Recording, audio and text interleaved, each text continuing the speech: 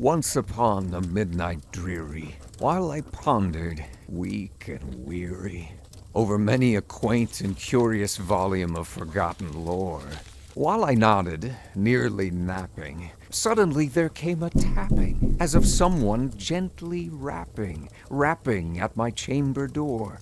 "'Tis some visitor," I muttered, "tapping at my chamber door. Only this, and nothing more."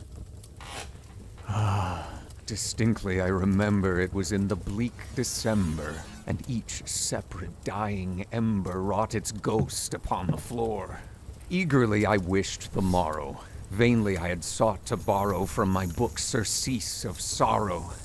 Sorrow for the lost Lenore, for the rare and radiant maiden whom the angels name Lenore, nameless here forevermore. And the silken, sad, uncertain rustling of each purple curtain thrilled me, filled me with fantastic terrors never felt before. So that now, to still the beating of my heart, I stood, repeating, "'Tis some visitor entreating entrance at my chamber door. Some late visitor entreating entrance at my chamber door. This it is, and nothing more." Presently my soul grew stronger, hesitating then no longer. "Sir," said I, "or madam, truly your forgiveness I implore. But the fact is I was napping, and so gently you came rapping, and so faintly you came tapping at my chamber door, that I scarce was sure I heard you. Here I open wide the door." Darkness there, and nothing more. Deep into that darkness peering, long I stood there, wondering, fearing, doubting, dreaming dreams no mortal ever dared to dream before. But the silence was unbroken, and the stillness gave no token, and the only word there spoken was the whispered word, "Lenore?" This I whispered, and an echo murmured back the word, "Lenore." Merely this, and nothing more.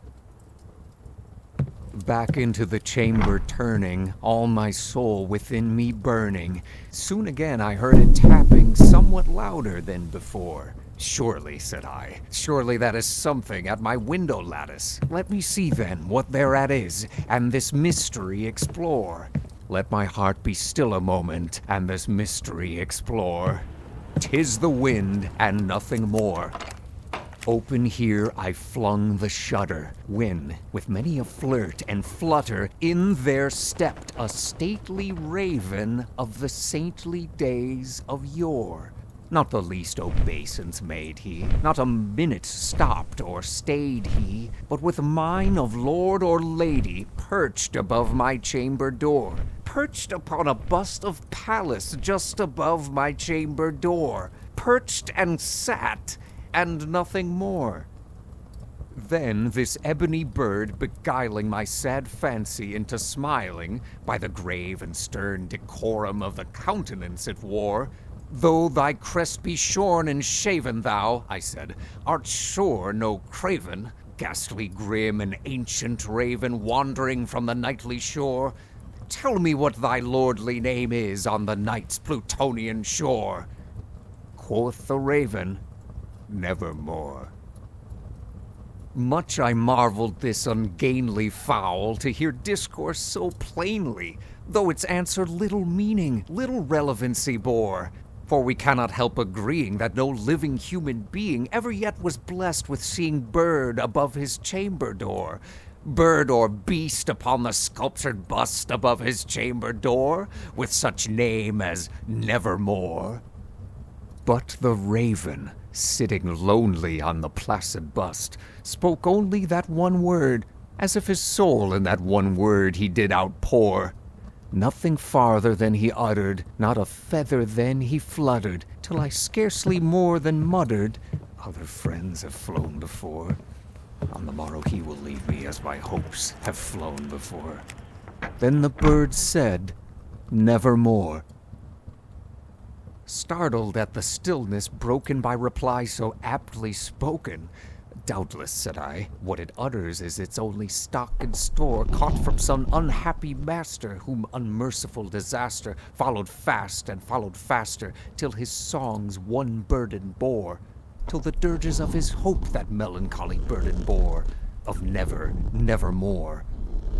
But the raven, still beguiling all my fancy into smiling, straight I wheeled a cushioned seat in front of bird and bust and door. Then, upon the velvet sinking, I betook myself to linking fancy unto fancy, thinking what this ominous bird of yore, what this grim, ungainly, ghastly, gaunt, and ominous bird of yore meant in croaking nevermore.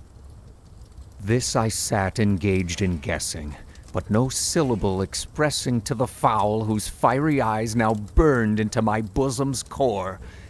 This and more I sat divining, with my head at ease reclining on the cushion's velvet lining that the lamplight gloated o'er, but whose velvet, violet lining with the lamplight gloating o'er she shall press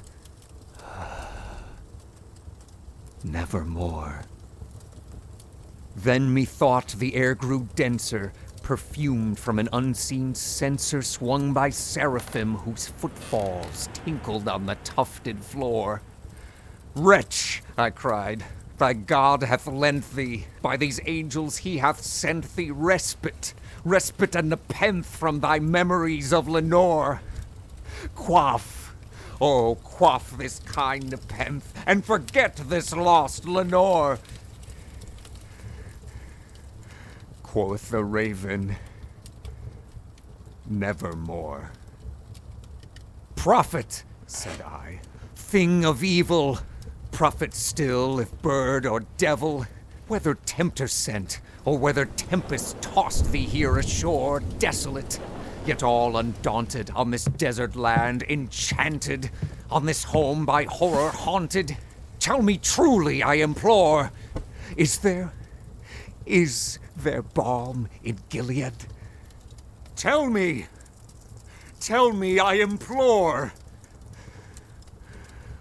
Quoth the raven, "Nevermore."